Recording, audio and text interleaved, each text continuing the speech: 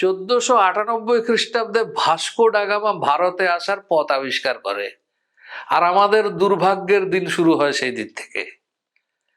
সেই Vasco da Gama তিনিও এক ভয়ঙ্কর জলদস্যু ছিলেন, এবং তার সঙ্গে আসে বোমবেটে বাহিনীরা। বোমবেটে মানে জাহাজ থেকে যারা বোমা ছুড়তো তাদের বলা হতো বোমবেটে।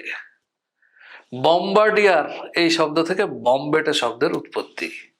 এই বম্বেটেদের সঙ্গে চট্টগ্রাম আরাকানের মগ নামক পাহাড়ি জনজাতি, তারা মিলে বাংলায় ব্যাপক লুটতরাজ চালু করে।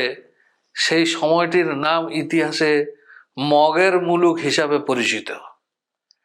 এই মগের মুলুক, এই সময় বাংলার সমস্ত রপ্তানি বন্ধ হয়।